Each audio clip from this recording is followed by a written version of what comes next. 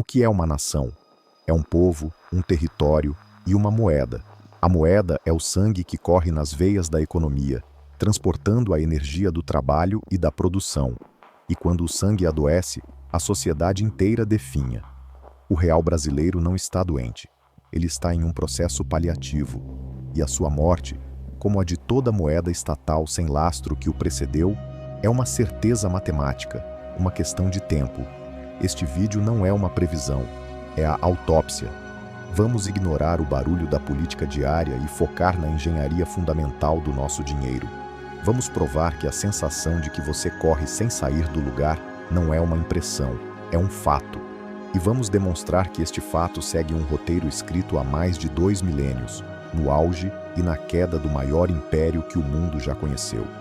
O dinheiro deveria ser a tecnologia social mais importante já criada, uma forma de armazenar a energia econômica do seu trabalho através do tempo e do espaço. Quando você guarda R$ 100, você deveria ser capaz de resgatar uma quantidade similar de energia, de poder de compra, no futuro. A essa característica damos o nome de dinheiro forte, um dinheiro que preserva valor. O ouro foi dinheiro forte por 5.000 anos. O oposto disso é o dinheiro fácil, uma moeda cujo fornecimento pode ser manipulado e expandido por uma autoridade central, geralmente para servir aos interesses do Estado e não do cidadão. A grande mentira que nos foi contada é que o real, o dólar, o euro são dinheiro forte. Eles não são. Eles são, por design, dinheiro fácil. E hoje, vamos dissecar o DNA da nossa moeda para provar por que ela foi criada, não para te enriquecer, mas para te empobrecer lentamente. Nossa investigação será dividida em 4 atos. Primeiro, faremos a leitura da crônica de uma morte anunciada, a história da contínua e inevitável desvalorização do real. Depois, viajaremos no tempo para entender o pecado original, a lição do denário romano. Em seguida, conectaremos o passado ao presente em a mesma fraude, 2.000 anos depois. E por fim, o mais importante, te entregaremos o manual de sobrevivência, mostrando como abandonar o navio que afunda. Para entender a doença terminal do real, precisamos voltar à sua concepção. Em 1994, o Brasil vivia o inferno da hiperinflação. Nossos pais e avós lembram do terror diário. Os preços nos supermercados remarcados 2 vezes no mesmo dia. O salário que virava pó em questão de horas. A moeda havia perdido completamente sua função como reserva de valor. Era um cubo de gelo derretendo em uma fornalha. O Plano Real, com a criação da URV, Unidade Real de Valor, foi uma obra de engenharia econômica genial para quebrar a inércia inflacionária. Ele atrelou psicologicamente os preços a uma nova referência estável antes mesmo de a nova moeda existir. Quando o real nasceu, em 1º de julho de 1994, ele foi saudado como um salvador. E por um breve período, ele foi. Mas o Salvador carregava em seu código genético a mesma falha de todas as moedas fiduciárias. Ele não era escasso, podia ser criado por decreto. A história desde então é a crônica dessa morte lenta. Inicialmente, o real se apoiou na âncora cambial, uma paridade artificial com o dólar. Isso segurou a inflação, mas custou ao Brasil quase todas as suas reservas internacionais, levando à crise de 1999 e à primeira grande desvalorização. A âncora se rompeu. Na década de 2000, fomos momentaneamente salvos pelo boom das commodities. A demanda global por nossos produtos mascarou a fraqueza interna da nossa moeda, mas a doença continuava lá, latente. A partir da década de 2010 até hoje, a doença entrou em metástase. Governos de todas as ideologias, confrontados com déficits fiscais crescentes, recorreram à arma mais fácil e mais destrutiva, a expansão da base monetária, imprimir dinheiro para pagar as contas. O resultado? A inflação acumulada desde a criação do real já ultrapassa os 700%. Isso significa que R$ 100 de 1994 hoje tem o poder de compra de menos de R$ 15. Se você guardou aquele dinheiro, o governo não precisou ir até sua casa para roubá-lo. Ele simplesmente destruiu o valor do seu esforço à distância. Isso é o efeito Cantillon, Em termos simples, a riqueza é transferida de quem está longe da impressora de dinheiro, você, o poupador, para quem está perto dela, os bancos e o governo. Esta crônica não é um acidente, é um padrão de abuso monetário que não é uma invenção brasileira. É uma cópia carbono de um roteiro muito mais antigo. Para entender o destino do real, precisamos sair do Brasil e viajar 2000 anos no passado para o coração do Império Romano. Lá, encontramos a moeda que foi, por séculos, o dólar do mundo antigo, o denário. No auge da República e no início do Império, o denário era dinheiro forte, uma moeda de prata com quase 100% de pureza. Era confiável. Sua estabilidade e valor intrínseco financiaram a construção de estradas, aquedutos e exércitos que conquistaram o mundo conhecido. O poder de Roma e o poder do denário eram uma coisa só, mas impérios são caros, guerras, obras faraônicas, uma burocracia crescente e a necessidade de apaziguar a população com pão e circo criam um apetite infinito por gastos. E quando os gastos superam os impostos, os governantes enfrentam um dilema. Foi o imperador Nero, por volta de 64 d.C., quem cometeu o pecado original que selaria o destino de Roma. Confrontado com a necessidade de financiar a reconstrução de Roma após o grande incêndio e seus próprios excessos, Nero descobriu uma forma de criar dinheiro do nada. Ele não tinha uma impressora, mas tinha as casas da moeda. Ele ordenou que os denários fossem recolhidos e derretidos. E no processo, ele começou a misturar a prata com metais mais baratos, como o cobre. Com a mesma quantidade de prata, ele agora conseguia cunhar um número maior de moedas. Isso é a desvalorização da moeda em sua forma mais pura. Cada novo denário parecia igual ao antigo, mas continha menos prata. Tinha menos valor intrínseco. Nero foi o primeiro grande falsificador da história, e o falsificador era o próprio Estado. O que começou com Nero se tornou a política padrão de seus sucessores. Cada imperador em crise financeira simplesmente aumentava a quantidade de metal base na mistura. No início, era 95% de prata. Um século depois, menos de 75%. No auge da crise do terceiro século, alguns denários eram basicamente moedas de bronze com um fino banho de prata, uma fraude descarada. As consequências foram catastróficas e são um espelho do que vemos hoje. Primeiro, veio a inflação galopante. Como havia mais moedas em circulação para a mesma quantidade de bens, os preços de tudo, trigo, azeite, terras, explodiram. O poder de compra do cidadão romano e o salário do legionário viraram pó. Depois, veio a perda de confiança. As pessoas começaram a entesourar as moedas antigas, as de prata pura, e a tentar passar para frente as moedas falsas o mais rápido possível. É um princípio econômico conhecido como Lei de Gresham. O dinheiro ruim expulsa o dinheiro bom de circulação. Essa destruição da moeda gerou uma instabilidade econômica e social que corroeu as fundações do império por dentro, facilitando invasões bárbaras e, por fim, levando ao seu colapso.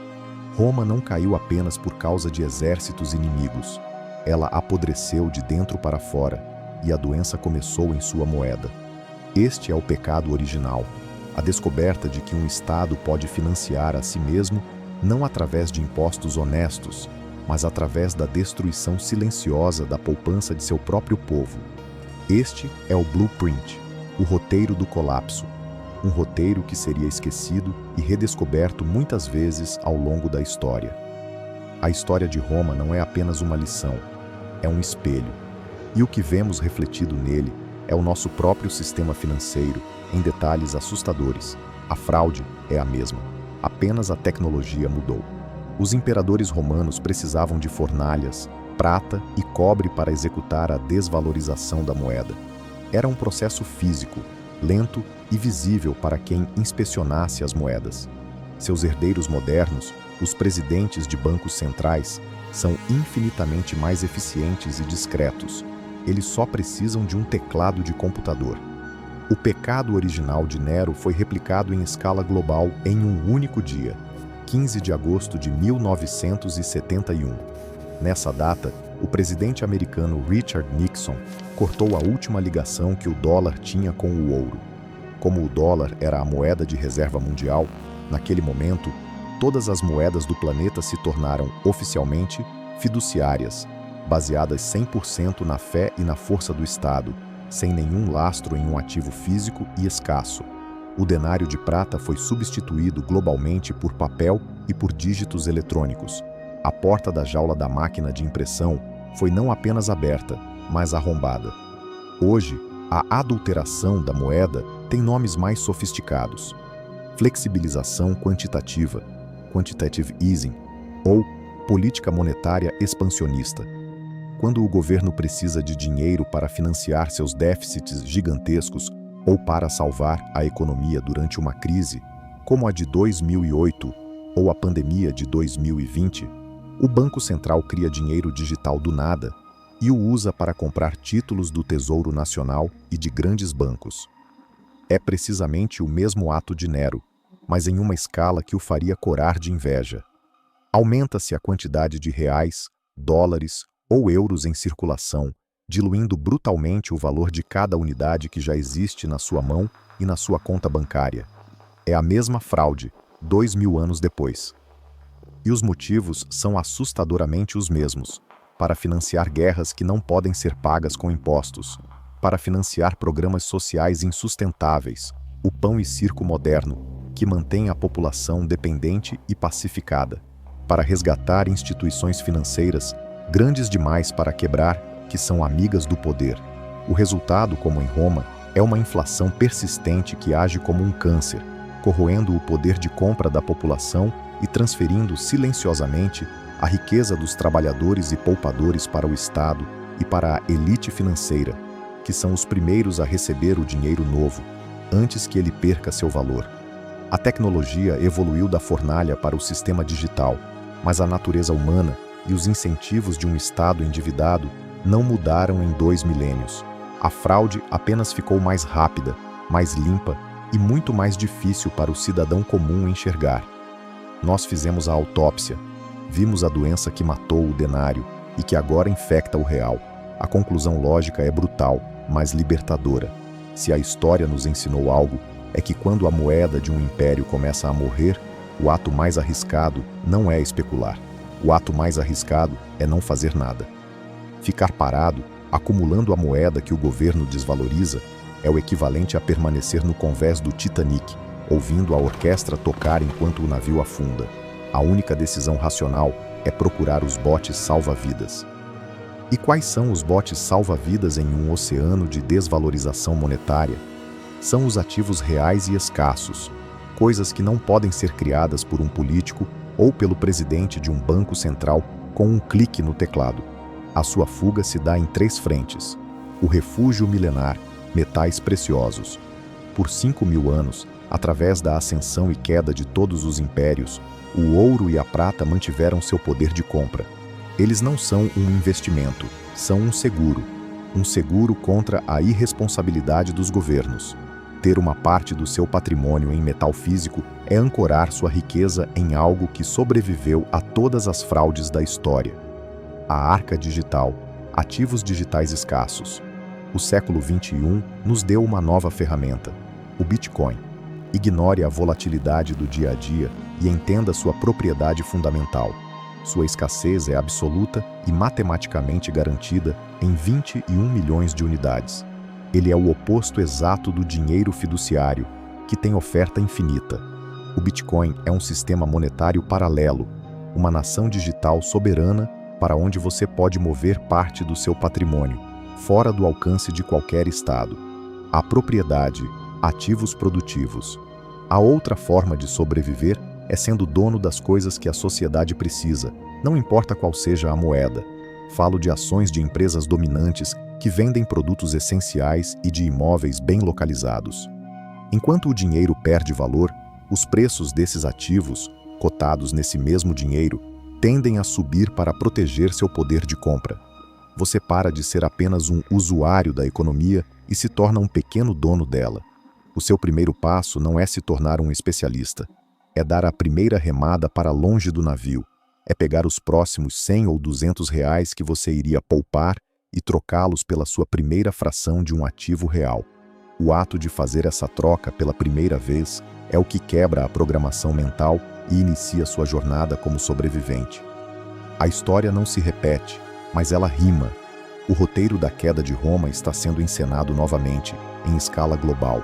A desvalorização da moeda não é uma teoria, é uma política de Estado, um roubo silencioso. Mas agora você não é mais um espectador desinformado. Você é um estudante da história. Você entende o jogo. A ignorância é uma escolha. A passividade é uma escolha. E hoje, você pode fazer uma escolha diferente. Se este dossiê histórico te deu as armas para a sua batalha pessoal, seu primeiro ato de rebelião é clicar no gostei, para que esta mensagem encontre outros que precisam despertar. E inscreva-se, para se juntar a um exército de indivíduos soberanos. Comente aqui embaixo como um decreto. Qual o primeiro bote salva-vidas você irá construir? A moeda deles pode estar morrendo, mas a sua riqueza não precisa morrer com ela. A arca não será construída por ninguém além de você. Comece hoje.